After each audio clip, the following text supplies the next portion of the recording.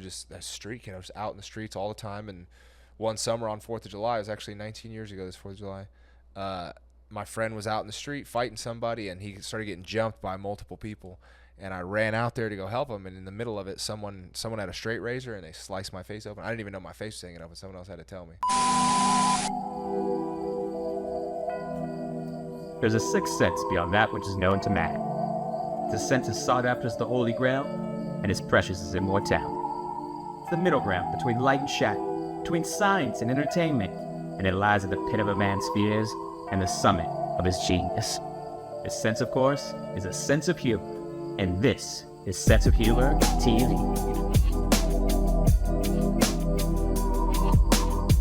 What's up, everybody? Welcome back to Sense of Humor TV. We had a little hiatus. The world's been happening, but we're here again with you guys, and another special guest today, fellow comedian, fellow Paisan, my guy, Michael D'Angelo. Welcome to the show, buddy. Thanks, man. Thanks for having me, dude. No, this is great. Pleasure to be in your home, dude. Yeah, no, if you don't know, we shoot this at the house, so we got high production quality at the crib. But yeah, dude, Michael's one of the few other, I feel like, Italian comedians in town, which I appreciate. It's us with Bartnick and Giuseppe. That's all the guys I really know. Yeah, we were talking about that the other day, and that, like, when you start thinking about, like, Italian shows, Italian comics, like, I don't know of like a group of Italian comics that go out and do shows. No, I don't think that's I've never heard of that before. So hey, you guys might be seeing something we might be putting together. Honestly, I feel like there's maybe so too much potential there, and I don't know. I feel like it's a demographic that doesn't get like. We just tour the whole East Coast. Yeah, right. I know, dude. The amount of shows I do out here, like when I did your show on Friday, I was like, any Italians here? And everyone, not one person. I was like, all right, let's keep it going. You guys are gonna love this one. Yeah, dude, that would be a crazy tour because you'd come back fatter. Oh, come back from that tour from eating out with all the you got to come, we got come out tonight. You go out with all these fans and they would fucking make us like party and eat food. Do you cook? Yeah. My place, like I was saying earlier, yeah. I'm gonna put it on blast. My place is very small, so it's difficult to cook, but I still cook. Yeah. You know what I just got? A sous vide. Do you know what that is? I do know sous vide. Bro. What do you sous vide? I mean, mostly chicken. Let's keep it simple. I sous vide a ribeye, but I think I got a ribeye that was too lean because I like a fatty one, but it didn't come out the way I wanted. Right. Bro, the chicken though, holy fuck. Really? That's the way to do it. Bro, I didn't know I could do that. Were we talking about chicken breast? Or yeah, just like chicken breast. I didn't know I could do that to chicken, man. Every time I've tried to cook chicken, it's not good. Every time I'm at someone's house, if they cook chicken, it's rare. It is not common to have like good chicken someone made at the house. I mean, unless you got like. Are both your parents Italian or is it? Yeah. My parents, but I mean, they didn't cook a lot of like just chicken. I guess my dad cooked chicken and stuff, but even then, like it just wasn't. Chicken's always been that thing that I've never been able to like just get well and season well. The fucking sous vide makes it perfect. Really? It's it's something. Because that's the thing about chicken breast. Sometimes it gets too dry. You know what I mean? Dry, or you got to make sure you cook it for the right time. Even if it's not pink, it might be undercooked or some weird shit like that. Chicken's weird. You could like accidentally get salmonella and all that shit. Yeah. No, I'm very particular about like how things are cooked. You know what I mean? Like eggs, I don't like to reheat eggs. Like I'm very like. Bro, I don't reheat shit. Yeah, I'm not. Ever. I'm not that guy. Like I. You know what's really fucking good too, and maybe this is common. Maybe everybody believes it.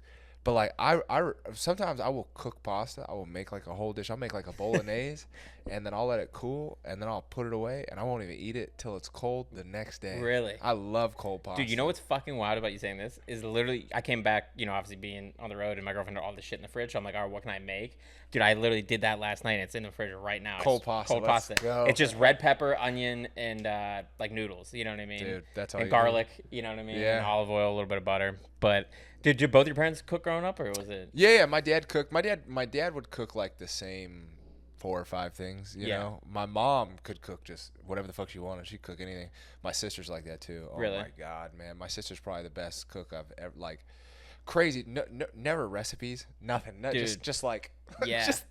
How do you do that? I have no idea. It blows my mind.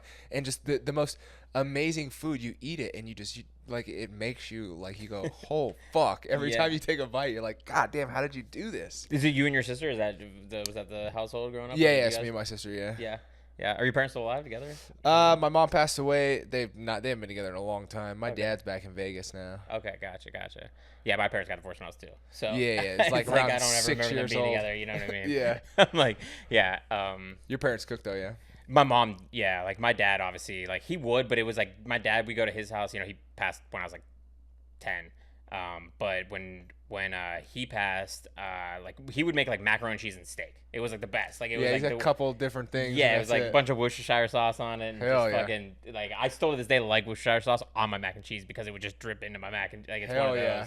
memories. It's like just nostalgic when you think about it. But my mom is like, you know, she's fucking 95% Italian. Like she got her 23andMe and it came back 5% French and 95. Wow. Yeah, so she's Italian as fuck. So just kitchen, you know, chicken cacciatore and like, you know, just that kind of stuff. But I kind of grew up just watching her and like I never like look at recipes. I kind of like you were saying with your sister, I kind of just throw the. I can't do that. Yeah. I wish I could. I don't have that. I've tried, and it always comes out kind of bad. Now there's stuff that I've made for so long that I don't have to like read anything. I know how Yeah. to make it, but like I couldn't just experiment and be like, all right, today I'm gonna make a fucking tomato bisque. Just like wing it. There's no fucking way. Yeah, that's my shit. Is like, like I remember after being with my girlfriend a couple years, she was like, "I've never seen you look at like a recipe," and I'm like I'll maybe watch them on YouTube and kind of get like inspiration. Like I'll throw that in there and throw that in there. But I've always been that kind of, kind of like learner. I don't know. Like when I was in school, I never took notes. I just watch, and if I could pay attention to it, I retained everything. Right. You get into like the flow state where you're focused enough to pick up the shit. If I'm interested in it,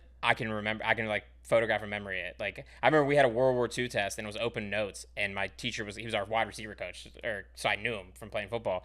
And he was like, he walked around and saw no notes on my desk, and he's like, it's like 100 questions, multiple choices, and he saw some no notes, and he's like, Jones, like, what are you doing? Like, you don't have any notes? And I was like, oh no, like, I don't need them. Like, I remember it. He's like, all right, like, gave it to me, and this is the only reason I remember this because this is the only time this ever happened. He was going back with our test scores, and he was like, in all my classes, he's like, I have 4 classes, I only got 100% on the test, and he didn't even need notes to do it. August, you got 100% on the test, and like, Damn. yeah, like but it was World War II history, and like that's my like shit. I'm Just like, wrote autism across the top of the literally, paper, dude, capital A. the tism before they had a diagnosis. I was tizzing Dude, out on World War II. Photographic memory shit is crazy. History. Yeah, it's like I can remember the year of battles and weird shit like that. Like, So here's a question: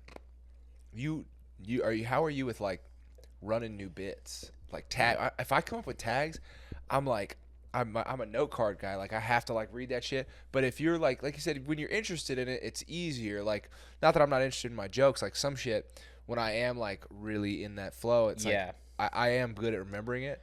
But do you have like a photographic memory for your bits and stuff like that? kind of like when I started, I'm sure I always ask people this, so I'm interested to see what you say. But like when I started, I feel like most people they write their bits down like word for word, and you're like, oh, like I got to do it word for word. And now I'm almost like if you look, I have my notes on my phone, and it's just a fucking like a phrase or like something like that. And I've been lucky enough to do enough shows now where it's like I'll bring up the topic and then I'll have like the punchline. I never go up there without a punchline, at least one. But like tags will come out, the way I'll say it come out. You know what I mean? Like so I definitely. Nowadays it'll just be like a phrase or like what the punchline is, and then I'll kind of like figure it out on like a show, you know what I mean? And but when I started out, it was like word for word. I memorized everything. I never looked at my like it was like I was like very like militant about it. But I realized I think it kind of matters what your style is, and like my style, like you see me go up, it's like I'm very like I'm talking to you right now. Like I'm very like having a conversation with the crowd. Like I'm not doing a performance as much as like some people are screaming or like. I definitely have like got more comfortable using the stage and the microphone and the stool or like whatever it is, but I'm more like my best thing is like getting people in like a conversation and then they're like, damn, like that's already over. Like they were laughing and we're just having a good time, like talking to talking the crowd. shit. Yeah. Yeah, I wish that I had like a better memory. I feel like that's one thing that's like keeping me back. It's why I try not to smoke so much weed. Really? Because if I have new shit tags, I'll get frustrated up there where I'll get pissed off at myself. I'll come off stage and go, you didn't fucking remember the tags you were supposed to do. And I'm just like, God damn it. But I'm better at it now. I don't smoke as much weed. My writing style is a little different now. Like similarly, I used to like word for word. And it would honestly make my memory.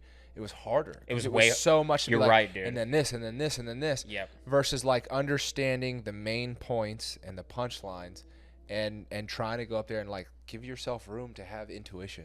Give yourself room to fucking wander, and that's where you'll find tags and new places to be present in the joke too. Versus being so fucking lockstep. And that was my problem. I was so lockstep, the crowd could pick up on it. Like, oh, you're you're like rehearsing material. Do you come from like acting at all, or is it? No, just really. Yeah, I never did anything like that till I. You'd be started great doing at it. stand-up. Just because I came from acting. Like I did 2 movies and I had to help cast those movies. And there's so many people I meet now in the world where I'm like, damn, I wish I would have known this person then. Put to, him like, in a movie. Put him because you just like, and you know, I'm like the Coen brothers thought where it's like I want someone memorable even if it's a small role. Like people would just want like someone who's like, all right, we can skip to the next. Like this person isn't important, but if you make every scene important, it keeps your intention. You know what I mean? So like, you know, obviously you have like a distinctive look, and like I feel like people will just remember scenes off a distinctive look. Everybody Like, tells me I should do acting, and I've, you know, I tried to, you know, I got to LA, I was like, oh, I might as well try this too, you know, Yeah. I'm here. But I came out here just to get better as a stand-up, so the whole acting thing to me, I was never really into it. And then when I started taking, like, I took acting classes, like, all right, I better go, like, figure this shit out, you know, learn about it. And everybody in these acting classes, like, took it so seriously. And I was like, I just don't care that much. Michael, that's I the more we hang out, the more I'm like fucking with you. But that's exactly my problem. Is like I was acting on shit, right? But then I got to help cast it, so I was like, oh, I have my people I can hang out with.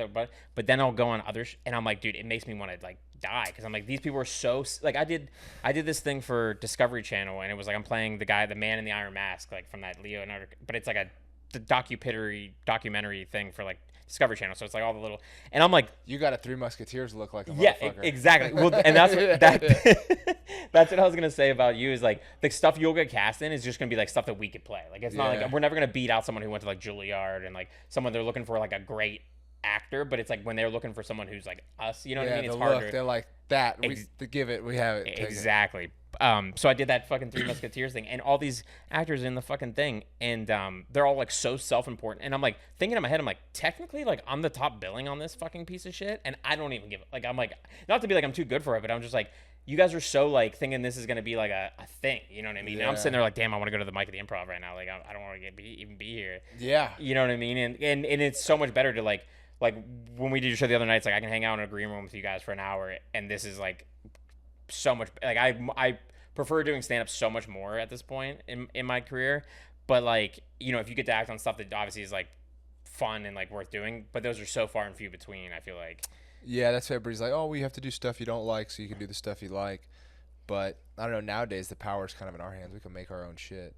You know, you don't have to like wait for people to book you in the role you want to play. That's why, you know, that's kind of why I started doing characters and shit with very small. Well, that's another reason I thought about the acting stuff, because I feel like you're like, dude, that I told you about that one ad you have of you talking about going to the restaurant. That shit just, it's like whenever it pops up in my shit, it just makes me laugh because it's like the voice you do, the whole fucking bit is just like that one popped hard. It's so funny. It's just actually like funny. It's not like it doesn't seem like even an ad. And it's fucking divisive. People in the comments are talking mad shit to each other, bro. That's why it keeps popping off too. Yeah. I'll keep having someone be like, you sound like a pussy talking to someone else. And I used to, like, when I first got on social media, I used to go in the comments and like crack off at people because people be talking mad shit. It's hard not to be like, your mama, you know what I mean? It's like, fuck you. Yeah. And but I was like, then it starts taking up mental space, and I can be really fucking mean to people if I flip that. What's switch. The Paisan temper, baby? You know what I mean? Like, I'm if there's one thing I've learned how to do, that's why. Yeah, I don't want to go down that path. You know what I mean? Because then you start being mean to people online. You don't know who they are. One day you're standing outside of a comedy club, and some dude's like sees you and just fucking sucker punches you because you made him feel like a bitch online. Right. You're like, just whatever, dude. But I love when other people are I'll go read shit that people are being mean to each other, and I'm just like, oh my god. I encourage it too. I go on my stories and I'm like, yo, go stir up shit in the comments. Go crack off, man. So that video just popped again though. It's one of my. That's like that one and one other one are the only two like big videos I have. Dude, that one's great. Like the voice you're doing for like it reminds me almost like in Old School, when what's his name, that comedian, he's like the waiter in it. I don't know, he's part of the Rogan crew, but he has a bit when he does like a he's a waiter in Old School. He's a waiter in Old School. He's like the Godfather. His money's no good. Like he's like doing the whole fucking. Fuck! Now I'm trying to think of who that is. I don't even remember that scene in the movie. I don't even remember them being in a restaurant. It's so good. He's like the Godfather's money no good. He's like going through the whole fucking thing. We have the. See, this is the best part. Because they're part of the frat. Yeah, right? We know he wants that. He just like knows about it. He's like the money. He's like the Godfather's money here is no good. It's fucking what's his name? He's all fucking Brendan Schaub and those dudes. Fucking Brian Callen. Brian Callen. Yeah. Brian Callen. I was like, I could totally see like you playing that part. That's like, fucking That's funny. like, you know, because that's like almost like the sound of that. It's he was like, you come in, you shut the fuck up, you tip 20%. You get the fuck out. Yeah, it's like great. Yeah, dude, like that whole. That opening line. I want you to know. Because that's my You ever favorite. go to a That's nice my favorite restaurant? comedy of all time. Is Old School, and it's like, I mean, literally, because my whole thing is like the biggest thing about comedy, especially with movies, that's changed is like everyone says what you're supposed to say, not reality, and like go back to like Mel Brooks and Blazing Saddles, like. He wrote it without saying the N-word the first time, and then Richard Pryor read it because he was friends with Mel Brooks, and he's like, bro, that's not what they're saying. That's not what they say. And he's like, you're not protecting anybody by changing the history. That's like Tarantino's whole like philosophy. It's like, that's the way they were talking. If I do it another way, I'm just rewriting. I'm like not doing it. Yeah, you're washing it out. You're washing it out, and like that was like in in Old School, the first line of the fucking movie, he gets in the back of a New York City cab, and he looks and the seatbelt's broken. He goes, excuse me, like your seatbelt seems to be broken. Like, what do you recommend I do? And the guy turns around, and he goes, you're in the back seat. I recommend you stop being a. It's like, dude, it's just because if you're in a New York City cab, Welcome to New York that's City. what they would say to you. And then that's why I love that comedy, because Todd Phillips, who did Joker and shit. That was like his first director thing, was like doing that movie, and he was like, and he's like, I got out of comedies a little bit because like it became like that's why I kind of got into like the Joker. They were trying to wash it out. And it's just like it's not. The reason it's funny is because it's not that he's saying a slur against gay people. It's because if you were in the city and you said something like that to a cabbie who's been working all night, he's gonna be like, shut the fuck up. Yeah. It's real because you're waiting for that. You're waiting for it. It's perfect, dude. It's perfect. But going back to like we were talking about just growing up and stuff like that. Like I always talk about like, were you like if you do, I'm guessing then you didn't do like theater in high school. Like what were you doing in like high school? Were you, like, man, class clown? Were you a loner? What was going on? I was definitely a loner. But I mean, I had my little group of miscreants. I was. I didn't play sports. I didn't do well. So I like tried to get into sports, but all the sports like kind of. You went to high school in Las Vegas. Yeah, in Vegas. I tried to do sports in like middle school and high school, but everything kind of like it all costs money. So like I've done every sport for like not every sport. I've done a lot of different sports for like a few months. Yeah. Like I played soccer when I was really little. I boxed for a little while. I did karate for a little while. I tried to get into like going out and skateboarding. I got pretty good at skateboarding and all that shit, but it was like we were just like so not even it wasn't even money, it wasn't even poor. It was so unstable. Like my child was like we moved around a lot. My parents after their divorce and all that shit, it was pretty rough. It was pretty drug addicty. And when I was in school, it wasn't so much like being a class clown. I mean, I talked a lot of shit, but it wasn't even like the arts or sports or anything for me. I was out like just running the streets, being a crazy kid, just fucking riding bikes from sun up to sundown, just outside all day, every day. You know what our sport was? It was like running from the cops. Brother, you know what's blowing my mind right now is I was just back home I was telling you why, but I was back home, and so my best friend growing up, his name's Michael too, right?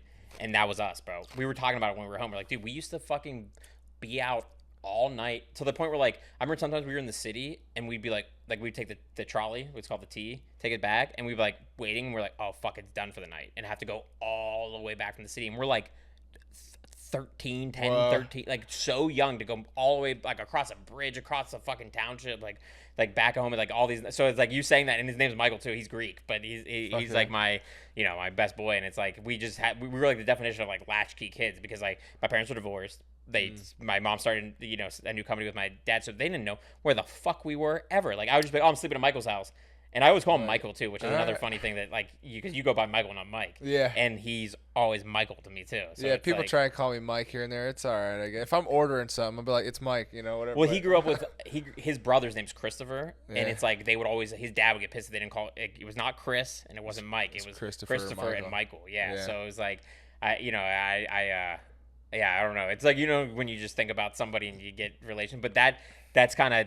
I was kind of the same vibe too. Like I played sports and stuff like that too. Like I played basketball, blah blah blah. But it was always like I was known as like if you were out one night, you'll run into me. Yeah, no, it was definitely and now I go back to Las Vegas, and I'll spend like a day out there or something visiting family, and it's so damn hot and so dry in the summer, And I'm like, how? I was outside in the summer all day. Like, I don't know how it's possible. I just don't. And it's not any hotter. It was hot as fuck then too. It was bad. Like, but that we were just out. So that's what we were doing, man. There was, I mean, we got into cell phones. I think we got lucky in that like, I got my first cell phone. I think my dad got me my first cell phone in like 8th grade. You remember what phone it was? It was one of those Nokia Yeah, bricks. the silver ones. Yeah. It was one of those. Mine too. And the iPhone. By the time the iPhone, I think the iPhone might have come out right as I got out of high school, maybe. But like, it wasn't what it is now at all, No. man. And it was like you could play video games, and we played some video games and stuff. There were definitely days where we stayed inside and played fucking PlayStation and shit. But like, it was video games, it was the pool, or it was like starting fires and stealing shit from the store and. Bro, this is getting you're into blowing my fights mind and with how shit, like- relatable. It's because the same thing. We would fucking just start fires. Yeah. Like we go down to the one coffee shop dude, we go to the one coffee shop and steal newspapers. Yeah. Out of the coffee shop to just go light on fire in the woods. Hell yeah. And then like, dude, it's so relatable, dude. Dude, let's go do that right now. I know. That's what. Remember, I messaged you, dude. This is how you know we're real friends, guys. Because I just messaged Michael yesterday. You were talking about the pool hopping. Oh my god, bro. Dude, Yeah. And I was like, that's our childhood. We would literally go and just pool hop in all these rich people's houses and the getting chased was like the best part. I was just talking to somebody about that. I was talking to a chick about it, and I was like, you want to? I was like, if 'cause we were talking, and she was like, oh, I like night swims. I was like, okay, fucking bad girl, you want to go night swims? Yeah. Like, what if I take you what if we go up into the hills? Will you come jump in some of these backyard pools with me? And she was like, no, that's crazy. I was like, come on, man. Like, that's Dude. so much fun. That's the first time I went skinny dipping was doing that shit. Yeah. Getting wild in someone else's backyard, bro, is like the most exciting shit you can I remember my tattoo down here is still like fucking like watery at the bottom because we went up to this girl's cabin and they had a lake and they were all like skinny dipping out there and I'm like, I just got a tattoo that day and I was like, I gotta see some tits. I'm not not skinny Sorry, dipping. tattoo. Yeah, sorry, tattoo. We can get touched up. And I still haven't. I never did. But one day I will. One day I'll get it touched up. But no, that's so funny because you're the first person on here. Like, we're almost whatever many episodes we have, like 20 something, and you're the first person that ever has had like that same story as like me of like that's the way we grew up. You know what I mean? And it's a weird way. Like like I said, I was just home and I was just with my friend and we were reminiscing about it. And we're like, dude, I can't believe that we used to do that at that age and like have no one knew where we were. Like no one like you know what I mean? Like just being a guy at that age when you're in a broken home and shit, it's like they don't give a fuck. Like they have their own shit going on. Like I talk about that all the time. I do that joke on the stage where I'm like, I talk about how like being in a divorced house, my friends would be like, oh, is it fun having 2 Christmases? And I'm like, you think my dad gave a fuck about Christmas? Like he didn't give a fuck about his marriage. Like, Yeah, he's not, Christmas ain't Christmas coming. is not even on his radar, dude. Like, Don't worry, guys. We're still gonna have Christmas. yeah, I'm still gonna have one Christmas. Like, yeah, dude, it's fucking hilarious when people don't know. But yeah, I mean, that's the way. Like, it's one of those things. Like, I'm sure you feel the same way. Where it's like, I don't wish like a tough life on anybody, but it's like when you meet somebody, it's like you kind of have that bond with somebody over. Like, you have a it's not all sunshine and fucking rainbows. Like, Speaking, I was watching Burr at the store last night. He talks about that. He's like, people who come from like fucked up childhoods, like or fucked up like upbringings, they can communicate with each other. And people who come from good, they can communicate with each other. But sometimes those two different people come together and they just can't fucking relate. There's like just a miss in what they're talking about. that's with funny. Each other. I didn't heard him do that bit. That's Yeah, great. it was like very briefly. He starts going into he goes into his dad and his anger and all that shit, and people being like, he's talking about heroin. He goes, he's like, I couldn't relate. It's a guy I knew came from a good upbringing. He goes, oh man, he was a heroin addict, and I go, what was he doing heroin like? And he goes, oh man, it's like a warm hug from your mother, and he goes, you got any other? He's like, I don't know what that feels like. he's like, my mom German something, or the way that's Burr funny. was describing. He's like, yeah, she did. And he goes, and you came from a good upbringing, and you still did heroin, Dude. shit like that. Did you watch his like last special? Was it Paper Tiger? No, I He's done think one it was since one in then. between that, but I got to go see it. I got to see him do it once before, but then I got to see him do it at the Hollywood Bowl. I actually have right there. That's like the backstage pass. Fucking Bartnett got me and him like backstage passes. Oh, We had like sick. it was sick. He got us like a green room, And he just got us like a case of like Miller High Lifes and shit, and we're like back there, and it's like fucking John Lovitz and like all these fucking people, and just Hell yeah. yeah. And but that was really sick. I was so pumped that Joe like asked me to go, right? And I was like talking to. I actually got to talk to Burr about it after the show, but he has this bit about talking about how we're still having open casket funerals, you know. And he's like, bro, I believe you're in there. Like, I don't need to see. And then he's like, he goes in this whole diatribe. He's like, yeah, so, I have to go up and see my friend. And he's like, and I'm looking at the side of my dead friend's head. He's like staring at I'm staring at the side of my, and he goes in this whole other story. And then he comes back to it. He's like, so anyway, yeah, so I'm still looking at the side of my dead friend's head. Oh my like, God. dude, I'm like, it's so good. Like, I told him after, I was like, I had to tell him, like, I was like, that's like the best, like, bit, like, as someone who's been to so many fucking funerals, it's like, yeah, it's like I know he's in there. I know. Yeah, the open casket is it's overkill. He's like, we're still doing that. 2026, we're still doing it. Like he's like, and I'm like, I believe you're in there. yeah. He's like, trust me, I think you're in there. I don't think you're fake. I don't think you're gonna pop up and be like, surprise, guys, I'm not actually dead. Like, oh, dude. If I don't see him, how do I know he's not in Argentina with the Nazis? Yeah. But were you always like I said, I mean, I guess class was like different. Like I was always like fucking around with like if you were a cool teacher, I was cool with you. If you weren't, I was fucking gonna make class interesting for both of us. But like, did you go to college or was it straight to the military? I know, like, if you don't know, Michael was in the military. Was it? Yeah. What was the path? Mine was school was kind of like, because my home life was so unsteady. School was like, I was either very late or I wasn't there. I was there often than not, though. I wasn't super absent, but I was late a lot. And by the time I got there, I was like, hadn't really slept the night before. I was either up late or I just couldn't sleep because of wherever me and my dad ended up being at the time. And I think it was less of like a class clown thing and more of just like I think I was like a pissed off little kid, and I didn't even know I was pissed off, but I was kind of like a cunt. I was kind of like and not so much to other people, but I feel like I kind of, I don't know, people call it, they're like, oh, you grew up really fast. But I don't think it was that. I think I had a real short fuse for bullshit from anybody because my life was so chaotic and I was just dealing with like really high stakes and very adult problems outside of school.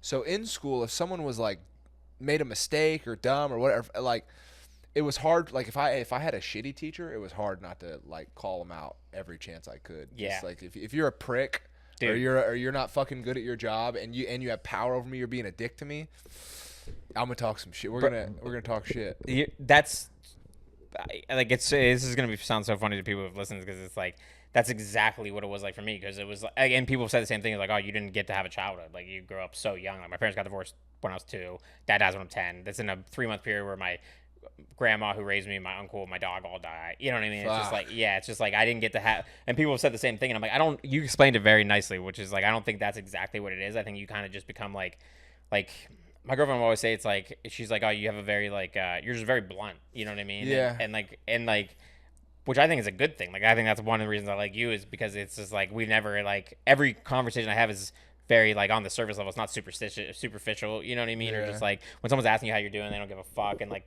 comics do that all the time. We're like, because you have to be a little narcissistic to do what we do, to have the confidence to be like, I can go up on stage with a microphone. Yeah, I got it. Like, I can do it. I know what to say. Exactly. So, but I'm like, you have to have the right level of narcissism where you're like, I can still listen to somebody what they're saying and like not waiting to just talk, and you know what I'm saying? Like, yeah, there's that part of it. But like I can't tell you how much that relates like on the thing of just being like I grew up very angry. Like I grew up angry, but it wasn't like I was a asshole like you said, but it was like I said, I remember one teacher one time she put me in the corner, like, and she gave out some paper that we were working on, and I pushed it on the floor, and she's like, all right, August, like that's it, like I'm so sick of this, I'm calling your mom, like what's your mom gonna like think if I call her? And I'm like, she's gonna be very disappointed.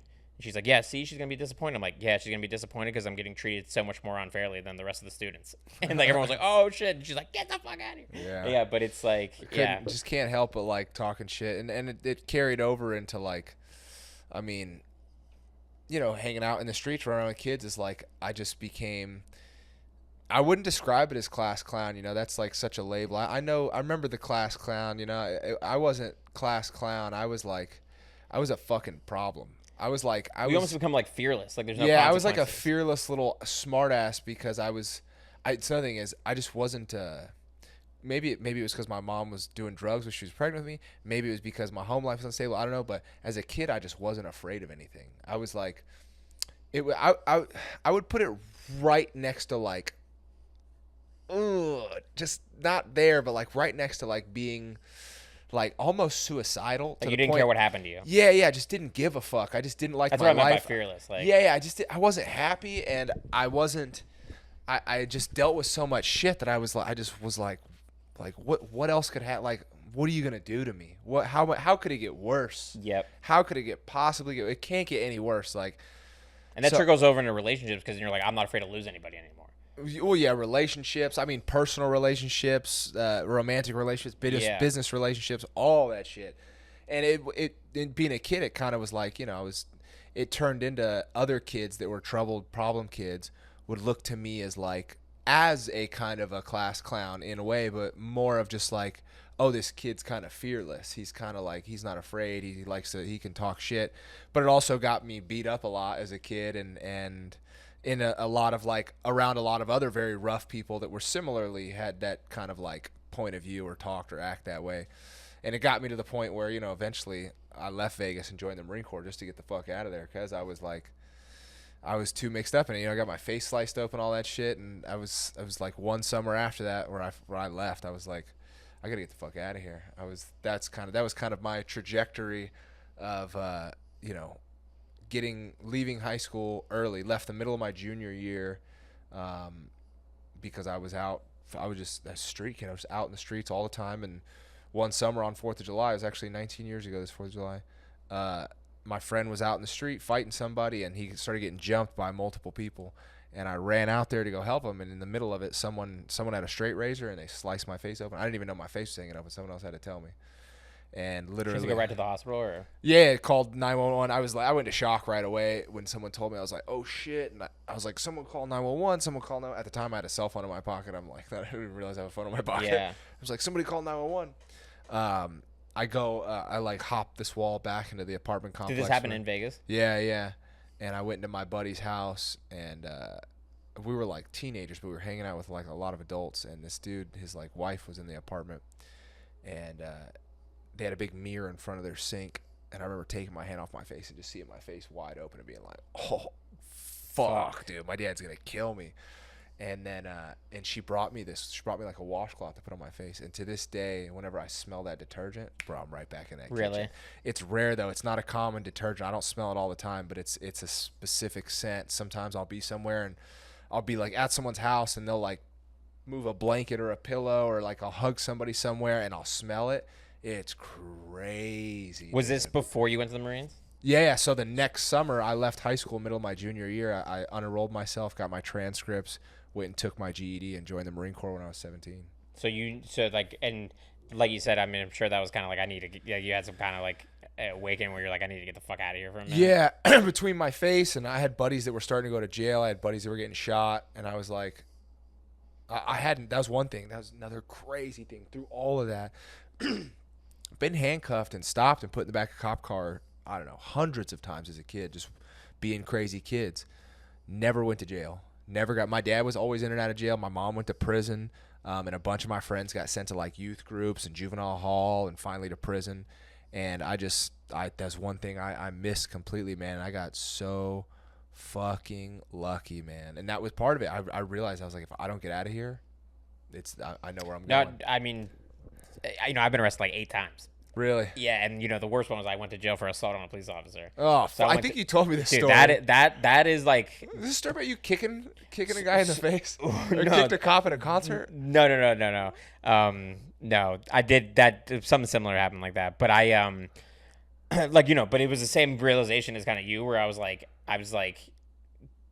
going down the wrong path. You know what I mean? Like I was getting arrested too much.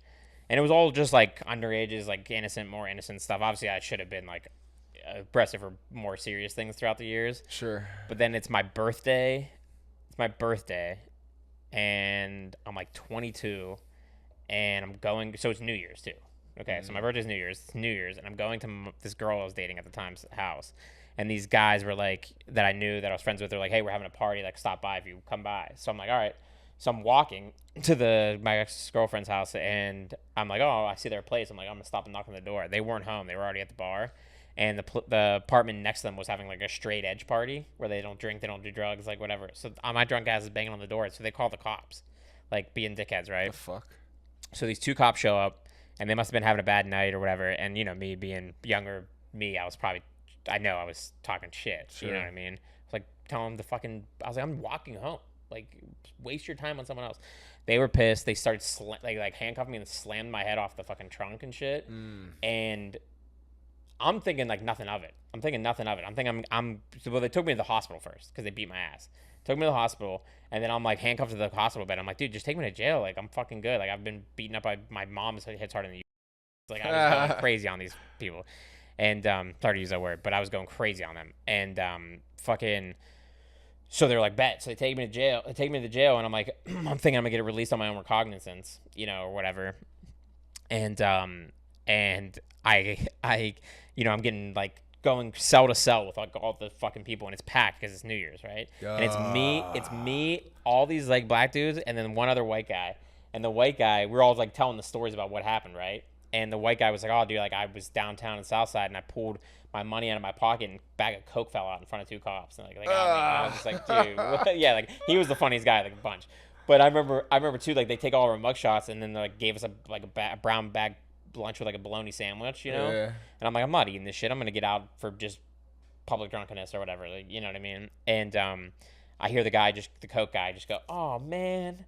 And he holds his brown paper bag up, and written on Sharpie on the front just says, Happy New Year's, douchebag. Love the kitchen. And he's like, they probably jizzed in my sandwich. And I was like, oh, dude, here, take mine. If I didn't known how long I was going to be in there, I would have fucking ate that sandwich. I'll tell you that. But so anyway, so we get processed and everything, and we're one by one going in front of the judge to tell us like what our charges are in the morning. I still hadn't had a phone call. My family thinks I'm like dead, bro. It's been like a day, and I still don't have a phone call. So I finally get in front of the judge, and they're like, you're getting charged with felony assault on a police officer. Your bail is like $50,000. Like, blah, blah, blah. And I was like, what the fuck? And they're like, yeah. So, and the worst part is like, it's like LA, where like the worst cities you can get arrested in for a felony are the cities that their city jail is the county jail. Right. And that's what Pittsburgh is. So I'm like, as soon as she said that, everyone like, oh fuck. Because all the guys were like, you're going to get out. You're being fine. And they were like, everyone just in unison was like, you're fucked.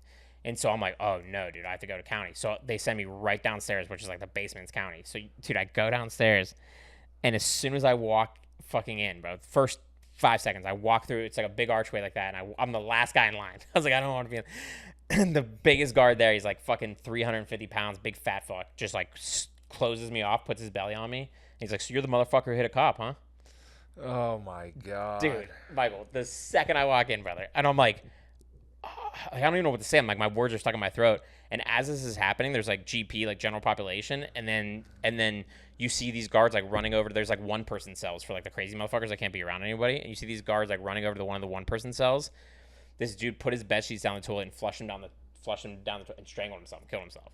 And they're dragging this dude's dead body out of the cell. Jesus Christ. Dude, this is my first 30 seconds, and I'm like, I'm so fucked, bro. Like, I am so fucked. That's crazy. So scary, dude. I'm like, and I don't know what I said to this day. I don't remember. Like, I blacked out. I don't remember what I said to this big fucking guard. Dude, like, I was like, dude, I was fucked up. I don't remember. Like, I just was like, well, And he's like, oh, I'm gonna watch you or whatever. So I got by him somehow, and I go and sit down, and it's New Year's Day at this point. So it's New Year's Day, and there's the Rose Bowl game playing on the TV. There's like a TV from like 1950 in the fucking corner playing the Rose Bowl game. And one of my best friends, Paul Lang, he played tight end for Michigan State. And I see him catch a touchdown on the Rose Bowl, and I'm like, look where the fuck Paul is right now. And like, look what I'm doing, dude. And that was like my wake up, where I was like, all right, I gotta like do something with my life. Like, that's crazy, bro. Yeah, that was like the last kind of, that was like the last kind of straw where I was like, all right. And then it was kind of hard to get, it was kind of hard to get on the straight and narrow, because I was like, now I have a felony record. So like, I have the Penguins and the Raiders up here, and like when I got the job with the Raiders, that was my first job after that, and I was like, they're gonna 100% like fire me, like I'm a felon, like I'm not supposed to be able to take this job, and they never brought it up, bro. They never said anything about it. I know it came back on the fucking check too, and they didn't even bring it up, and I was just like, I got away with it. Penguins, bro. When I got the job there, a week in, I get an email. You have to come down to HR and like meet up with like everybody and I was like, oh fuck, like I'm fucked. What'd they say? Dude, as soon as I walk in, I'm like, guys, like, and they're like, yeah, your background check came back, and I'm like 100% prepared to get fired. And the CFO of the company just goes, so you were just like drunk, right? And I was like, yeah. And he's like, yeah, we just like had to let you When know I was that. a kid. Yeah, he's like, we just had to like let you know that we know and like blah blah blah blah. And he's like, the thing that saved me is I had interned there, so they knew me. They like already knew You're me. already a shithead. Yeah, but I was like, dude, I'm never getting a job. Like, you know what I mean? Like crazy. Like I'm still a felon right now. Like, Damn. it's still on my back. You can apply for 10 years to get it expunged, bro. My lawyer applied to get it expunged, and they said fucking no. And he's like, bro, I've never had them say no. He's like, these cops hate you. He's like, the cop told me after, he was trying to give me jail time, like the cop. And I did all this extra community service not to do it. And the cop literally told me after, he's like, I just want to let you know, it's like, not even what you did, it's like what you said that night. And I was like, what the fuck? And I was like, what did I say? That's crazy because that's not assault, motherfucker. Right? So what are you talking Yeah, about? and I was like, what did I say? And he's like, I can't repeat it. I was like, I'm a comedian. I need you to repeat it. I need to know what I said. Oh my god. But bro. anyway, sorry, that was a tangent. But that was No, that's just, fucking heavy, bro. Yeah, it's just like again, I don't even know if I've told that story on here, but because it's like not many people, like I said, or have these kind of like unfortunate experiences with like the law and life and everything. But, I remember the first time. I think it's the only time I've gotten like actually physically assaulted by a cop. Was when I was in what grade was I think I was a freshman, and me and my dad had finally just moved into like a house. His life was together, job was good enough where everything was good, and we could like rent a house for the first time. And we're like moving all our shit in this house, and it's me and my buddy helping my dad move all his shit. And my dad goes back to like drop the U-Haul truck off and come back to the house. Me and my buddy while my dad's gone.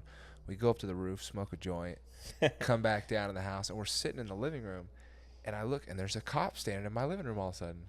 And I'm like, hey, man, you're not supposed to be in here. What are you doing in my house? And he runs up to me and punches me in the mouth and fucking threw me on the couch and handcuffed me. Someone called the cops and said, oh, there's kids, Rob. They're like broke into this vacant house. What? Yeah, and when my dad left, we left the garage like part open, so the cop just walked right the fuck in. But I've seen the cops beat my dad around. I've seen him beat up a couple of my buddies. I had to go to court one time and testify against some cops because they beat one of my buddies pretty bad while he was in handcuffs. Nuh-uh. Yeah, and it was after I was already in the Marine Corps too, so I showed up in my service uniform. Oh. Like motherfucker, like, you know, the whole cop brotherhood thing. And I got buddies now that are cops. My cousin's a cop. There's good cops out there. But there's a lot of like really shitty motherfuckers out there too. So I was happy to go to court and be like, yeah, look at me, I'm a Marine, probably like you. You know what I mean? Like, because a lot of cops are fucking Marines, and it's brotherhood, we're all together. It's like, yeah, but you're a bitch because of the shit that you do. That's one problem about all that brotherhood shit is like, you know, everybody wants to be fucking, we're Marine, we're Marines. It's like, yeah, but if you're a piece of shit, dog, like, I don't give a fuck what brotherhood we all come from. I'm not gonna carry you. I learned that growing up. Fucking doesn't matter if you're one of my brothers. If you're a piece of shit, you're a piece of shit. 100%, dude. It's like the same thing in comedy where it's like you hear about comics that are pieces of shit, and it's like, I'm not going to defend you if you're a piece of shit. Yeah, 100%. Which is why I don't like getting lumped into that shit too, because people are like, oh, you're like. Sometimes with women, you meet women, go, oh, you're a comedian. They start to assume all this shit about you. I'm a comedian. I'm a Marine. I'm from Vegas. Women right out the gate, they're like, oh, you're a piece of shit. Right. Right away, bro. No, the first ever guest we ever had on this podcast before Alec, was helping him being the best producer of all time. I had my buddy Ray on, and he was in the military too, and he would always fuck with cops. He'd be like, oh, you serve the state? I served all 50 states. Like, he would fucking bully the shit out of these cops, and I would always be like, he's fucking a great guy. You guys would definitely get along, but I always thought that was just like such a funny thing to say, and it's so true. You know what I mean? It's like these guys hold themselves in such high esteem, and if you're a good, like I said, I've been around enough now where I've been in so many situations where there are, 100%. Fantastic cops. It's like everything else. Like everything else, yeah. It's like on the same thing on the flip side of that coin is when I joined the Marine Corps, and then I went to like boot camp, and then I went to machine gunner school. And in machine gunner school, they send you home for for Christmas. So for like Christmas weekend, I came home and I hadn't seen all those guys that I stopped seeing when I joined, and I went back to hang out with them. And that night, sure enough, a giant fight breaks out. It's chaos. That's the night my buddy gets beat and handcuffed really bad. And I had it's called a CAC card. It's like a government fucking card when you join. It's got like it's the one you fucking sign into computers with and all that bullshit. It's your ID, military ID. And it was in my wallet, and the cops, while I'm in handcuffs, they're going through all our shit, and they find it, and they look at me, and they go, you're a Marine? I go, yeah. And they pulled me away from the group and brought me behind this other car, and I was like, oh, fuck, they're going to call my command or something. And he goes, what are you doing here? Are you active duty? And I go, oh, I'm in machine gunner school right now. I just joined, like, I joined to kind of leave Las Vegas because of all this kind of stuff, you know. And he was like, he goes, all these cops are Marines. He goes, why are you hanging out with these guys? Like, they used to be my buddies. He goes, get the fuck out of here, man, and don't ever hang out with these guys again. And fucking, they let me go. That's crazy, brother. Yeah. That's again, it's just so mind blowing because like we've known each other, but we didn't know all this about each other. You know what I mean? It's wild, man. And That's you even crazy. saying like the whole like going back a little bit, backtracking a little bit to like just the growing up young, growing up angry. Like I remember the definitive, like not definitive, but like one of the biggest like changes in my like thinking was like I was working for the Raiders and I was like weed still wasn't legal, so I'm trying to find weed. And I got my Uber driver, like I was like asked my Uber driver, I was like, yo, you know where I can get some weed? And this guy was like, fuck yeah, I know where you can get some weed. So we went to some barber shop in Oakland and he picked me up. We got some weed and then I was like, you want to smoke? Like, and he's like, yeah. So we went and smoked on the beach and he's like, so what's up with you? And we're just having a heart to heart, you know, smoking a blunt on the beach. Just getting high with my Uber driver. Getting high with my Uber driver, you know me. And I remember telling him about my dad, you know what I mean? Because like we were super close. Like he was in the Navy and shit and whatever. We were just like, that's why I always post his Navy picture. We're like, we look so similar too. Like, and he was like, oh man, like you're lucky. And I was like, lucky? Like, I never heard, like, you know, I grew up with all these kids who had their dads, you know what I mean? Yeah. Or, like, whatever. So I was like, I never heard someone call me lucky. And I was like, kind of got offended, like, a little mad, you know? And I was like, what the fuck you mean lucky? And he's like, bro, like, I never knew my dad. He was a piece of shit. Like, he didn't want anything to do with me. At least you know your dad was, like, the man. And, like, well, and it did, like, I remember in that moment being like, I am being a bitch. Like, at least I, you know, it's kind of that old, like, is it better to have and had lost or not had at all? You know what I mean? So I got some buddies like that, too, that are like, yo, bro, I never even met my dad. Never even knew him. He never came around. Like, my dad made a lot of mistakes. He fucked up big time in a lot of ways, but he also like taught me some shit that I would have never learned. Are you a junior or is you? No. Yeah. But him and I were very close because after him and my mom split, my mom just kind of like took the fuck off to do. She did whatever the fuck she wanted. It was just me and my dad, and my dad was like dealing with his own drug addiction and shit. So we were homeless for like 4 or 5 years, so 6 years ish, and it was like me and him just like living in his truck and bouncing around from like place to place, living with his friends and crazy shit. So we were like always together, and that's where part of my like humor started to come from. I was hanging out with him and his friends, and you know, my dad rode a Harley and shit. We hung out in bars and played pool and threw darts, and you know, you hang out with all those dudes. You start hearing crazy bar jokes, and you start to remember them. And then one day you're standing around a group of guys, and you're like in 5th grade, you know, and they're telling bar jokes. You're like, I got one. Yeah, you know what I mean? And people are like, what? This kid's got one, and you start cracking off. That is so relatable again. Like my parents met in like Narcotics Anonymous. Oh like, shit. Yeah, like so my parents were both drug addicts, both alcoholics. You know what I mean? Like the whole same kind of crazy thing. And then, you know, my parents got divorced and my dad just went on a fucking, you know, he was going and living in Thailand. He was fucking jumping around. Like we didn't know where he was half the time because not only was he probably doing drugs, but he was also bipolar. So like, like I remember like being at his house and I see like a picture like this, like a Fidel Castro at his house. And I'm like, dude, like, how do you have that picture? Like, because it was like a picture that you see, like it was taken on the old like disposable cameras. I was like, how do you have that picture? And he's like, I took that picture. And I was like, what the fuck? Like, you can't go to Cuba? And he's like, oh no, I've been to Cuba like so many times. And I was like, I don't believe you. And he's like, I can prove it.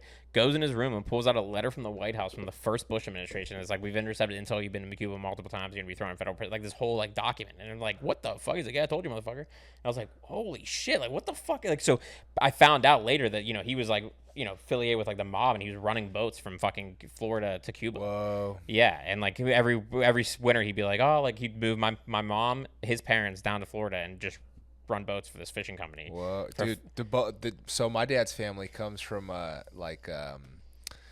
they come from Louisiana, but then they all like started to move to Mississippi, and that was kind of like all the dirty work they were doing down there was boats coming in, bringing people in and stuff. And every gift I ever got from my dad was in a cigar box. He was big gray Cadillac smoking cigars. Like that was like it was so like I remember that he would make collections for like the mob. Like, you know, that was like what he would do, and he'd always be like, every time I see him, he picked us every week, and he'd be like, what do you guys want to do? So we need sleds. But I remember driving up to some place. He goes in. There's dudes like guns on their hips, and he comes out with some fucking keys and opens up someone's trunk, takes out some sleds for us to go sledding, and like shit like that, like all the time. Like I remember the one time he's like, oh, you want? He would never ask me to come in, but the one time he's like, you want to come in? And I was like, I don't like no. And he's like, oh, you should come in. He's like, you know that song, Play That Funky Music, White Boy? And I was like, yeah. He's like, this is his house. He was making a collection off his brother betting, and they had all the platinum records on the wall and like everything like that. It was like, yeah, he's my Bobby Parisi. I grew up with him. Like my dad's like the other Greek in town, you know. Damn, that's cool. Yeah, just crazy shit like that where I'm like, it just seems like a whole like another world ago. You know what I mean? Yeah. I mean, the mob's still around. They're just actually.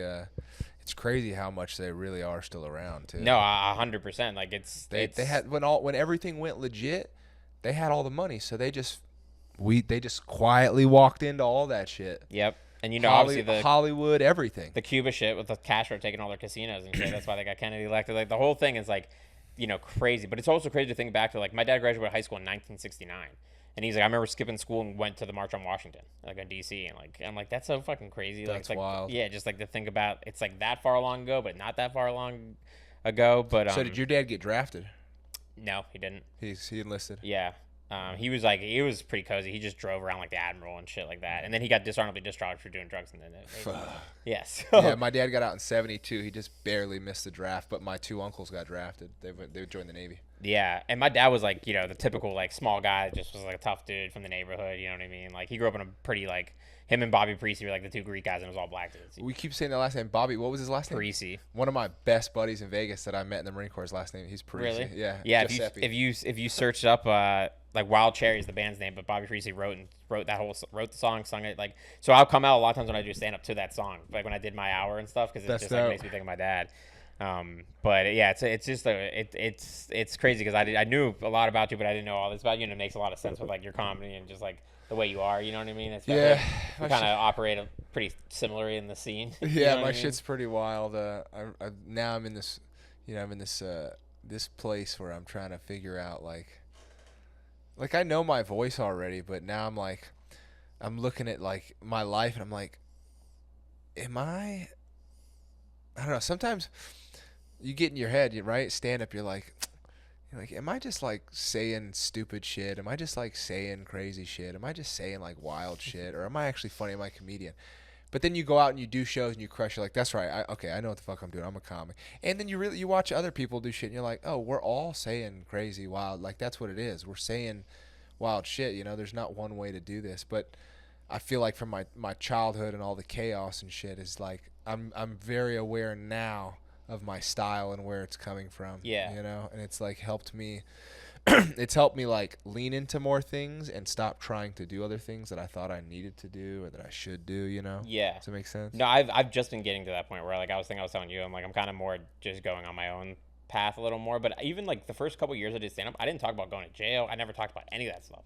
And then I was talking to someone on the Comedy Store patio, and they're like, "Wait, what?" And then I was like, and they're like, "Dude, you don't ever talk about this on stage?" And I was like, "No." And they're like, "Dude, you need to start." Like it's like, but it took me years to like find the funny in it. Like I don't bring up something just like those people that just go up on stage and like, "I'm this, I'm that, and this is going on, and that's gonna be my whole set." It's like I wanted to make sure I had punchlines. And, like some of the punchlines are literally talking about like I said, like the guy had the douchebag thing written on his thing, you know. Great. And I say like I thought I was gonna get out quick because I'm white, but they kept me just as long as everybody else. You know, like shit like that. Like you have to find, bits. Yeah, I've definitely I've been like in that same breath, like trying to like find the funny in some of this shit that's like really heavy. Yeah. And it can be hard because sometimes you go up and you go, ooh, I just made the room sad. Yeah, yeah. I know said that. That's exactly what it is. Because I've seen some crowds where like, they want to hear the jail shit, and then other times like, oh, they get like scared. Yeah, they're like, oh, that sounds intense. You're like, no, it's cool. I'm fine though. You're talking about like your face getting cut or whatever. It's like you can be like, well, at least you know I'm a good friend. Yeah. Like, it becomes real heavy, real quick. You're like, oh fuck, I should have started talking about my childhood. Mm-hmm. But that's the thing, you work it, you figure it out, and then you find these beats, you find these moments that are like human and relatable. Especially when you start headlining like you are, like people are there to see you, they want to know more about you, like, you know what I mean? Like yours is like literally on your face, so it's like, I know you're probably thinking it, you know what I mean? Like I had to start doing that about like the joke about my name being Auguste, because people were like, wait, what is it? Like blah blah blah, and I had to be like, so I finally was like, all right, my name's Auguste, and this is a joke about my name being Auguste, because like I realized so many times that the audience members, like so many times I'll do that joke and they'll be like some lady in the audience will be like, I was gonna say that. I'm like, I know, that's why I'm saying it, to kind of like. It's good to kind of get in the head. You already know what's in their head. It's that relatable. You know what they're thinking. Yeah, and it makes like if you're on a line with like 15 comics, it makes them remember your name. You know what I mean? It's like the little stuff like that to like we're getting to. Where it's like all right, like I just finally headlined obviously last September, but it's like getting to like all right, now I I have the time, I have the voice. Like I'm headlining again twice in the fall. It's like, all right, I can like figure it out. You know what I mean? And like thank God, like also guys, Michael's gonna be on my show at the Ice House, 3-year show August on the 15th, August right? 15th. Dude, I'm stoked. Yeah, I'm so pumped. I just finished the lineup today. It's Nice. done. I'm so pumped about it. Who's Everyone's on it? It's gonna be me, you, Herman Rice. Oh, dude, I fucking love Herm. I opened for him in Pittsburgh, and Bro, it was like, when I got hired at the Improv, when I went there to go interview, he was a door guy there. Really? He was working door out front, right out on the front patio by the box office. And I introduced myself to him. I was like, "Hey, what's up, man?" And we talked for like a second, and he was like, "I was like, I have an interview with Rita," and he goes, "Oh, okay." I was like, he goes, "Man, you're gonna get the job." I was like, "Really?" He goes, "Yeah." He's like, "You're gonna get the job. Don't even worry." dude, he's the man. I saw him working. It was like one of my first shifts working the door, and he was like, "Oh, dude, you want to open for me in Pittsburgh next week?" And I was like, "Fuck yeah!" And it was like sold out, like hundreds of people. Like he's killing it. You know Malcolm Barrett? Dude, he was on the first ever episode of Always Sunny in Philadelphia. He was in Sopranos. Like he's got like 6 comic, yeah. He's fucking hilarious, dude. Like hilarious, like black dude. And he's been on a million shows, The Boys, like all this other shit. He's in Comic-Con right now doing like show.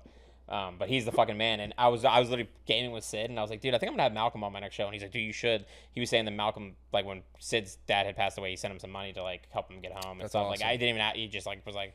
And yeah, he's just the man. And then so I go to the store the other night when I saw you, and I was at the bar, and as soon as I walk in, Sid walks up, and then as soon as we're just talking to Merv, and we hear, "What's up, guys?" and we look back, it's Malcolm, and I'm like, "It's meant to be." And I turn back, and I'm like, "Dude, I was just talking about you want to do my show?" And he's like, "Fuck yeah!" I just was talking to him yesterday. Sick. So I got Malcolm. Do you know Mackenzie Ray? Sounds familiar too. Lori Douglas is hosting. I'm sure you know. Lori. Oh yeah, I know Lori. Zach Stein's gonna do it. Love Zach. Yeah, it's a good crew. So I'm like, it's the first time everyone was like, yeah, I can do it. Like usually someone's like, I have another gig or like something's going on. So sweet. Yeah, I'm excited, man. I haven't been at the Ice House for a show in a while. Yeah, dude, it's great. And Alec tapes it, so we get amazing tape for it. But yeah, just running that show's helped me like build my hour, because it's like I don't have, like I'm like, don't give me a light. Like I'll just do as much time as I want, and like try new shit, and like, you know what I mean? So that definitely has like helped me, build up my set for sure. Doing that. But yeah, man, it's fucking, the LA scene's it's interesting. I don't know. I'm at the point now where I'm definitely switching some things up and trying some things different. Yeah, it's weird. There's so many levels to it, man. I could talk all day about it, honestly, because it really took over my life for a little while there. For many years, I'm still living in the wake of my decision to move here and grow as a comic, But it's like, this scene is it's like every scene's got its own shit going on, but it's like, I didn't know they hated straight white dudes that much here. I didn't know we were that out of style, bro. Oh, like, no, we are. Holy shit, is it hard to get work in this fucking town, bro. It's funny for straight white guys to complain, but I remember when I first went to the store, this was probably a couple years, not first going, but like started hanging out, you know what I mean? And I remember Sol Trillo told me, he was like, you're going to have to compete against all the other, like, it's, and I was like, I didn't know what he was saying, but now I know what he was saying, and it's like, yeah, it's like, you're lucky there's one of you guys on a lineup. You know what I mean? And it's funny enough, because I've got so many people who've told me, I'm having 3 years of the show, and they'll be like, dude, your lineups are always like so diverse and like so like this and so that. And I'm like, I've never one time like thought about it really. You know what I mean? It was like, even for this last lineup, I was like, oh, I'm going to get Herm because he had me open for him. You know what I mean? Malcolm I've wanted to have on. You know what I mean? Like I've had so many. Think about it. Yeah, like I had fucking like so many like people. You're just thinking about people being funny. Yeah, 100%. It's like, I had fucking Black Jesus on my show. You know what I mean? And people were like, dude, the fact that you got him out to fucking Pasadena is crazy. And I'm like, I didn't even think about it when I asked him. I just saw him at the store. We were bullshitting. I was like, by the way, would you want to do my show? He's like, yeah, take my number. It's funny. He used to do third wheel shows all the time. Yeah, dude. Like people were just blown away. They're like, I can't believe you got him out to Pasadena. And I was like, I didn't think about it until I already did it. You know what I mean? And one time I was working sound and he was on stage. I had to, it's time. I gave him the light. He goes, turn that light off, white devil. He goes, white man, give me the light. Try to get me the fuck out of here. Dude, yeah, I could totally see that. Yeah, but that's just like, those are the people I'm around, and the shows I do. Like I'll go up anywhere. I'll go up anywhere, anytime, any place. Like it's a blessing and a curse, honestly. Truly. Alec, do we have those topics by chance? Yeah. Okay, cool. Let's get into some topics. Oh, well, this is going to be funny. Best bar in Los Angeles. Best bar in LA. You know where I like to go is, or sorry, do you go or do I go or what do we do? You go. You go. Sorry, You go. sorry, I mean, You go because you have one. I don't have one. the one of the best bars that I like to go to. It's really the only bar that I go hang out at is it's called Brickyard. Oh You ever been yeah, there? the one up in NoHo. So that one's like the big one. They got like fucking 5 dartboards and shit. Pool tables, yeah. That place rocks. I go. There's one in Hollywood near me off Cahuenga. It's smaller. It's got like 2 dartboards. I like going and hanging out there. One night I was there and they have like a little balcony off the patio, or not off the patio, off the parking lot. So every time you like pull into park, there's people up on the patio, kind of like scoping, seeing who's coming in. And me and I think I was there with Trey one night. We were playing darts, and as we're walking out, I have a hard time like watching people park. If you can't Dude, park, I'll be like, I'll amen. literally tell people, I'll be like, just hop out, dog. I'll let you hold my phone. Just hop out. Please let me park your car, please. And one night, me and Trey are leaving, and these this fucking chick and her friend, they're like, and there's dudes up on the patio being like, you gotta turn the wheel. Like people are shouting out, they're about to crash their fucking car. And she was like, she like did that thing. She's like, can you?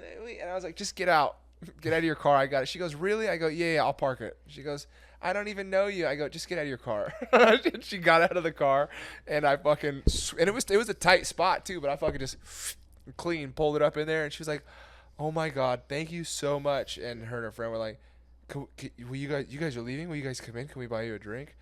I was like, nah, I'm leaving. Thanks. Peace out. I'm out. Baller. I was like, That's so really. I used to work with this one guy with the Raiders and named Adam, and God bless him, but he's like a New York Jew that never has to drive because like he was from New York. And dude, we would go somewhere, and I got to the point where I knew him well enough. Where I was like, hey man, just let me out, because he would fucking. Being in the car, Dude, it would give me like a fucking headache, and I was like, dude, just let me out. And I'm so nice with it that if I'm in your passenger seat, I don't even need to be in the driver's seat. I could do it from here. Hand me the wheel. Oh yeah, just let me take the wheel. Yeah, I was like, I just do let that me shit out all the time with people. It's the watching it. I think that's one of my like OCD things, and I'm not saying I'm the best driver, but I'm like very intensely like reading traffic patterns, and like if I'm driving, I forget when there's people in my car that you're supposed to like drive to make people comfortable. And I don't think when I'm by myself, like it's so stimulating, the push and pull, the G-force of the car. I'm not thinking about how it feels until someone else is in the car with me. I go, oh, I'm really like whipping this fucking thing Dude, around. I drove to Pendleton with you, and you hit that fucking dip. Oh yeah, Slam. Good I, to do. Yeah, dude, I hit the. Were you on the show where we got stuck in the mud? No. Oh my god! One day it was raining. We were driving down there, and I missed my fucking off ramp. And I was like, fuck it. And I just like pulled over to like hop it and go over the median. And we just immediately sunk in the mud. We were there for like 3 minutes, bro, before some fucking Marines in a big F-150 were like, we just got tow straps. You want us to pull you out? And they fucking pulled us out. Oh, man. That was great. Yeah, I don't know if it's the best bar, but definitely my favorite bar is 4100, obviously. Yeah, that's your spot, Yeah, huh? that's my spot. We're always, that's maybe where we met, honestly. Like, we were talking about where we met. I don't remember, honestly. Yeah, I'm trying to think. That's how you know it's a good friendship, because I'm like, most people I do, but it's like probably at a mic, maybe. Like, Yeah, something. The one thing I remember, and this isn't when we met, but I remember, and I still tell people this shit all the time. We were standing on the store on the patio at the store, and we were talking about. I was telling a story. It was this was last year, because last year I went out to the cliffs, and I belly flopped off a cliff, and I like hit the water so hard from so high up that I didn't knock myself out, but I had like 3 quick dreams. I had 3 deja vus. were you like concussed? I mean, I never went to the hospital. I didn't lose consciousness, but I'm pretty sure I gave myself a concussion. Yeah. And I had like 3 deja vus, and deja vus are like wild to me because there's only one time in my life that I've ever had like a very, I wouldn't call it spiritual, but like the closest I've ever come to like feeling like, oh, there's something else going on, and we're all connected to it. Was I had a deja vu, just a regular deja vu one day somewhere, but it was so intense and so real that I was literally like, this isn't just a deja vu. I had this dream last night. And like, I've had tons of deja vus where you're like, oh, this is kind of like this has happened before, but never where I was like, no, I dreamt all of this last night to the T.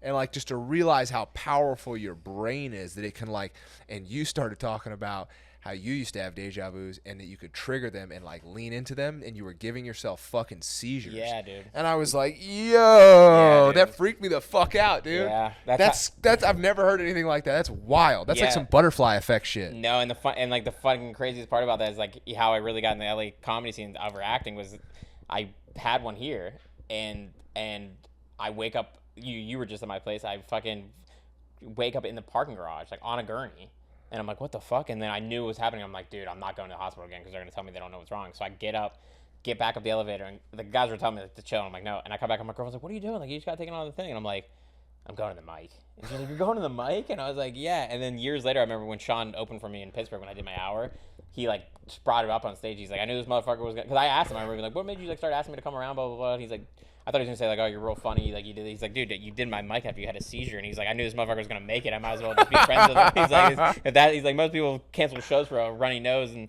you're going to a mic after you. But I was like, that's the only thing that's gonna actually make me feel better. You know what I mean? Right. But that's funny. You remember that? Holy shit. Yeah, there was like some intention. I tell people that story. I go, man, I met a dude that fucking used to be able to trigger deja vus and have him so intense that he could give himself seizures. I had to stop. The doctors were like, stop leaning into it. Yeah, if you dude. can feel it onsetting, don't do something else that doesn't remind you. Yep. I literally had. Yeah, that's crazy. You remember that? That's crazy, dude. Yeah, that's true. That's all true, dude. That's crazy. The brain is powerful. Powerful. Bro. And like you said, to the T, where it's like, oh, like I'm living it again, not like, yeah, like that's when it gets scary. Ooh, And it'd be stuff where it's like, I'm not even that good friends with Michael, and the next thing I know, I'm out shooting a podcast. You know what I mean? It's like weird shit like that. Like, it's like. It reminds me of like the butterfly effect with fucking. That movie's fucked up. Dude, that movie's crazy. I saw that movie one of the first times I smoked weed, dude. Oh, that's a gnarly movie It to was watch. a horrible, High. yeah, we were all like, oh no. Like, we didn't know what we like got into, you know? We smoked all this weed and went back to my house, me and my friend Christoph and Michael. And we like watched it, and we were all like halfway through the movie, like, oh fuck, we picked the wrong movie. I feel like that's one of I think that's Ashton Kutcher's like best movie. Oh, that's like on the level of like a mindfuck of Matrix almost. You know right. what I mean? They talk Oh about deja yeah, vu in yeah, Matrix. yeah. Like it's a glitch in the Matrix. You're like skipping forward or whatever. 100%. Well, hey, good first question. We got all of that. Yeah, that was weird. Let's see what we got. That was long, man. You're writing fucking paragraphs. Why did you initially want to start doing comedy? Ooh, You can go first. Well, so when I had always been like writing stories and weird shit, and like I would write down bar jokes that I heard that I thought were funny. But when I got out of the Marine Corps, my back was all fucked up, and I've always been like a very laborious physical person, and I got out when I was like 23. And the doctors were like, yo, if you don't chill, bro, you're going to be in a wheelchair by the time you're 30. Whatever you're doing is fucking your back I have up. a real fucked up back, so I feel like. And it was like, I went to like depression. I got like, it was the first time I ever had like a moment in my life where I felt like I fucked up and like my life was kind of over, like this big mistake, and I didn't know what to do. And I was in bed, and my back was all kind of like it was locking up on me and shit. And I realized like, oh man, I'm going to have to get into like white collar shit. I'm going to have to learn like sales and talk to people or corporate stuff. And my buddies that already did sales tried to like get me involved. And I was like, oh, I'm not comfortable like talking in front of people. Like I could talk to Marines. I could do like a hip pocket class on the machine gun and like talk to you about like stuff that we teach in the Marine Corps. But I was like, I can't just get up in front of a group of regular people in a professional setting at all. Just the adrenaline was too gnarly. And, after like trying to get into sales, I was like, I got to figure this out. Like I could tell that I'm not confident. Like I'm nervous, and people don't trust you if you're not confident. Yeah.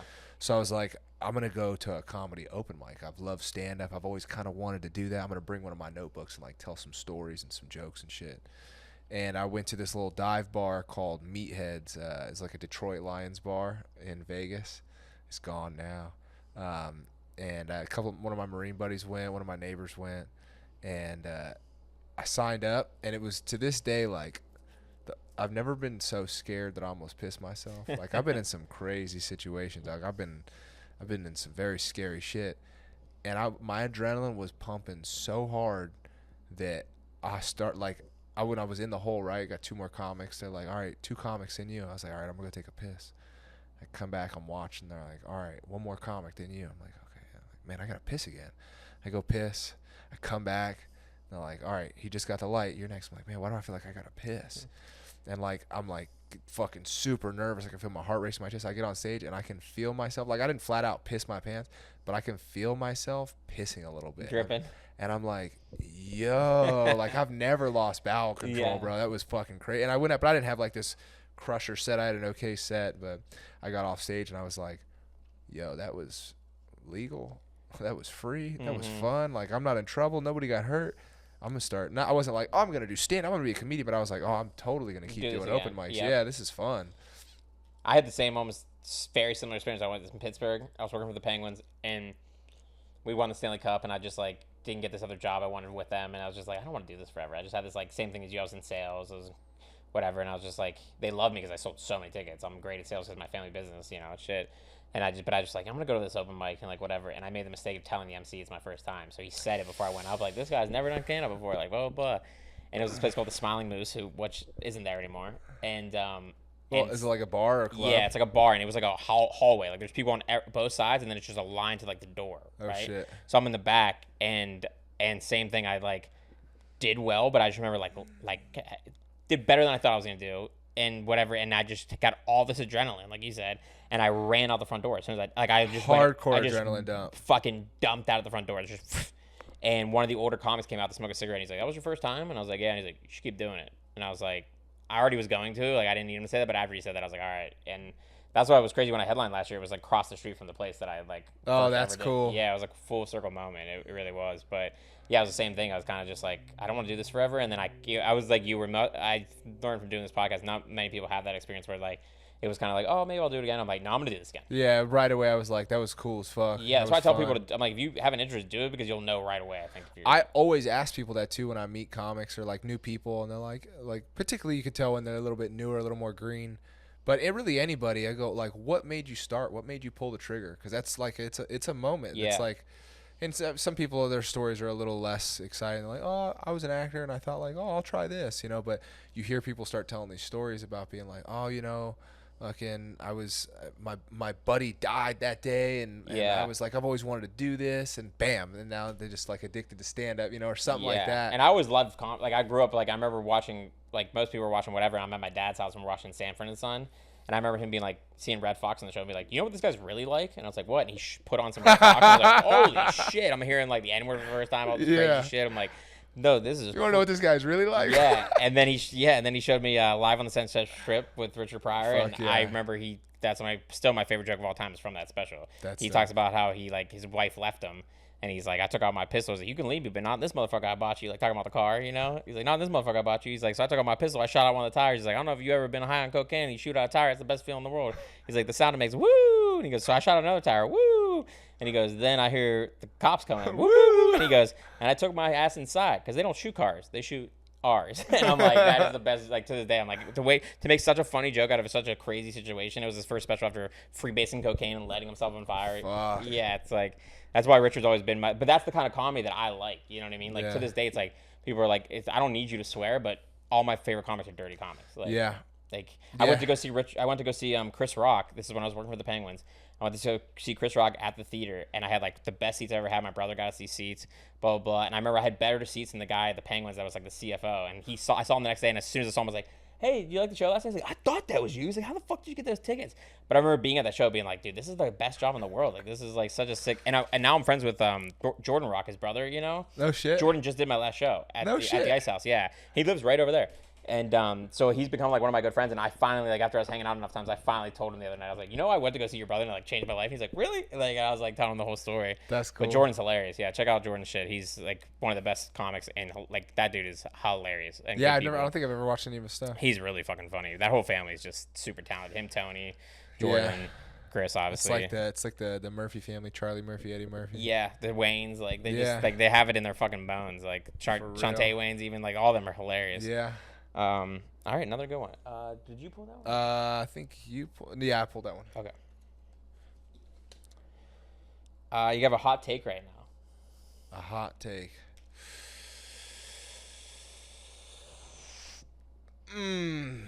That's tough. I got two. One I shouldn't talk about, but the other one, hot take. I think this fucking town is over. Yeah. I think LA's done. I think we are on the tail end of this is going to be a super elite wealth town. Like you're either going to have to be a trust fund kid or some very successful person or some investor, or you're just going to be fucking poor.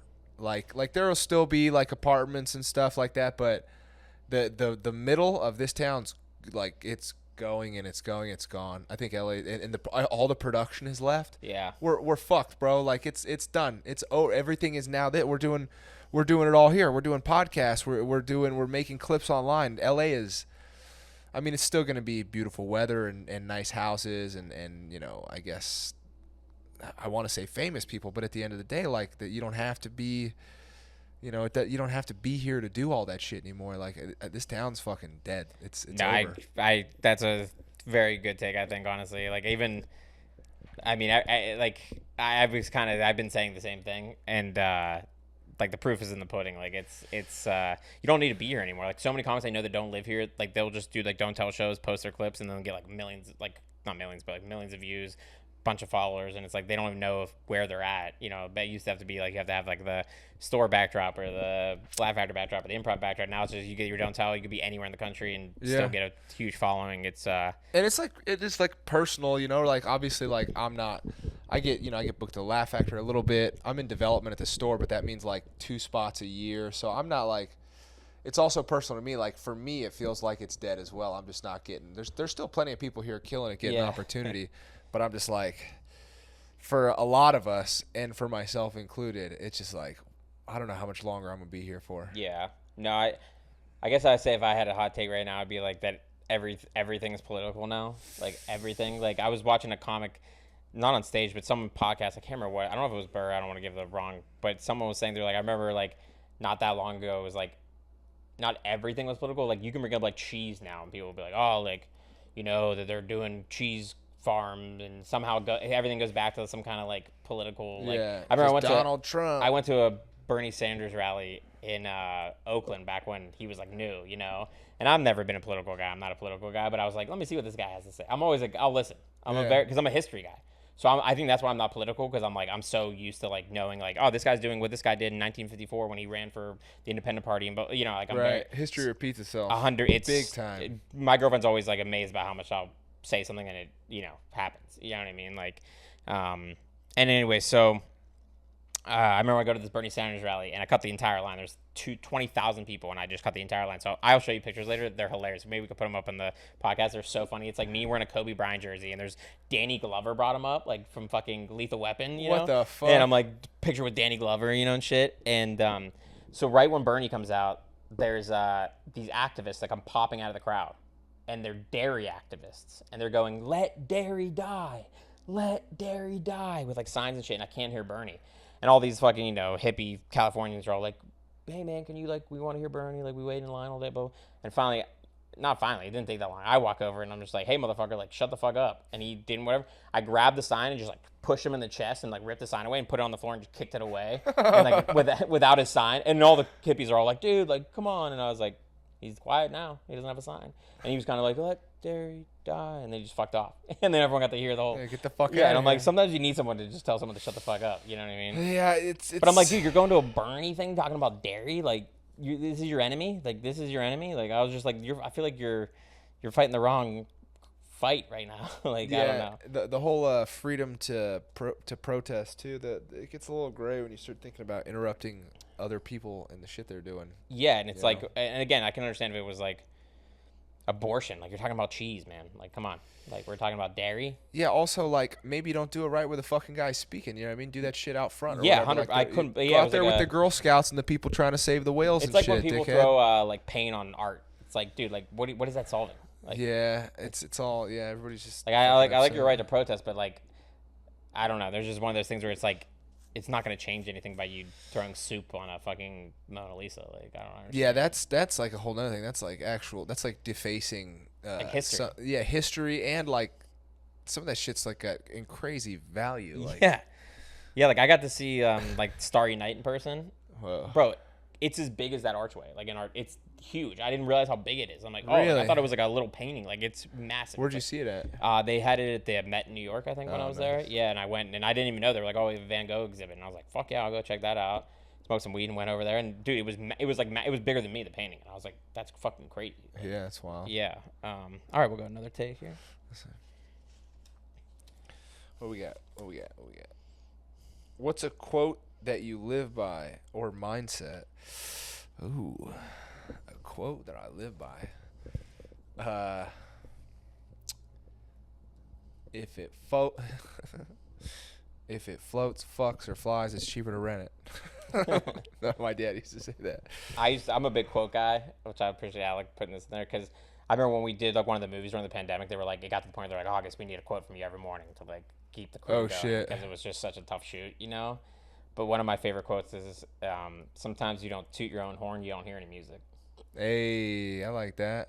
So sometimes you got to be your biggest cheerleader, and especially in this business, like people aren't gonna tell you good job. People aren't gonna like, they're honestly rooting for you to fail. You know what I mean? So sometimes, and it's hard in our business. You got to post your clips, and like, I hate like sometimes listening to myself and like doing this. It's like you gotta, sometimes you don't toot your own horn, you don't hear any music, man. You gotta fucking be your biggest cheerleader in this business. I was on the patio at the store one night, and some dude, I met some guy, just an audience member, chatting, talking about comedy.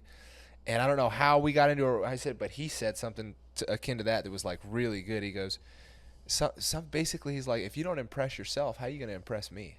Yeah.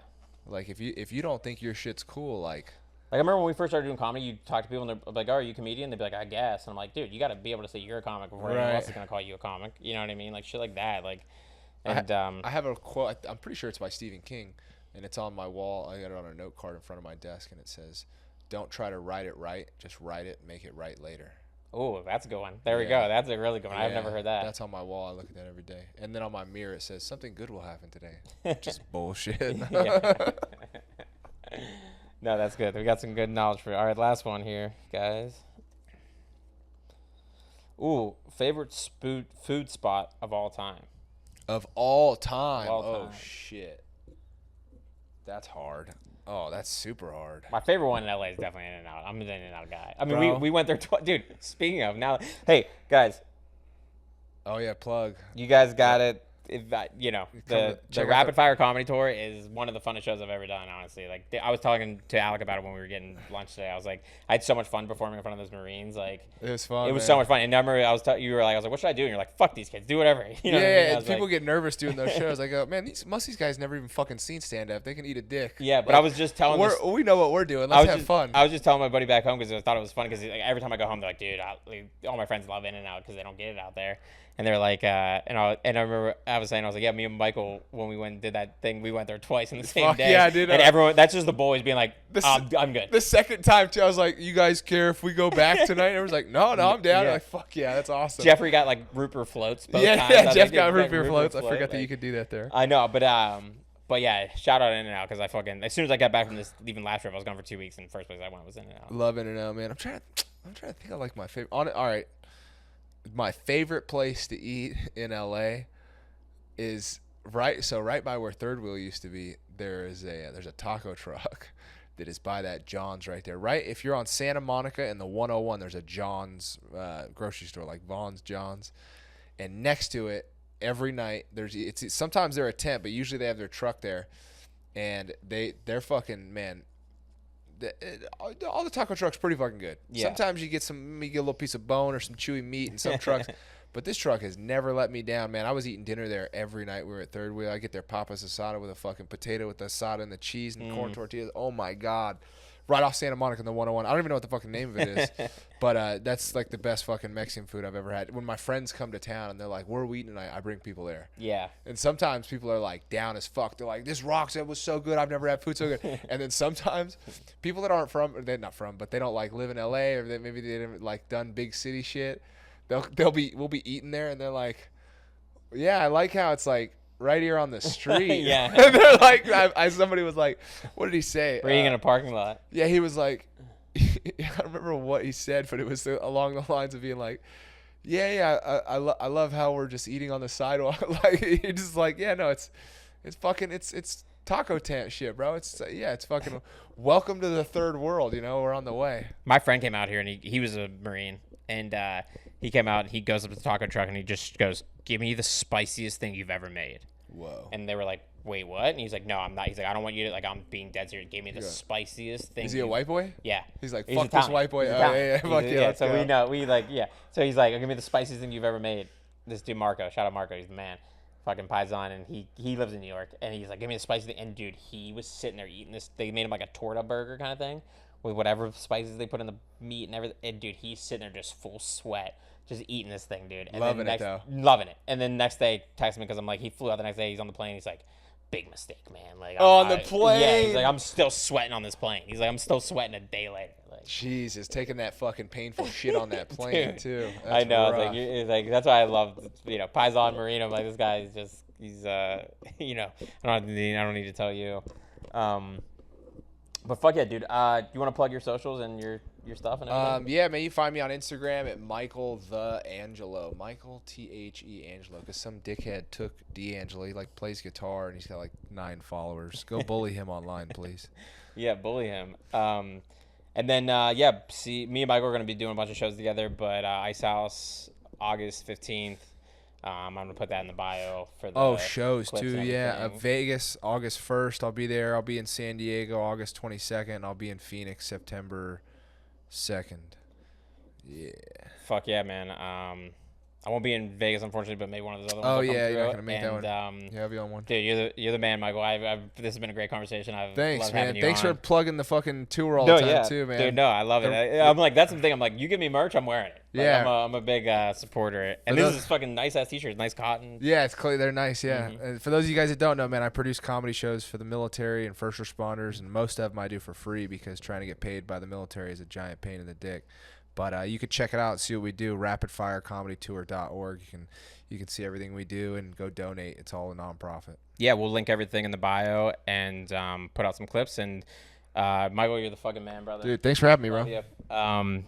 Guys, Augie D Comedy, Sense of Humor TV. Check us out. Another great episode. Love you. We'll see you next time. Thanks so much, guys. Peace. Peace.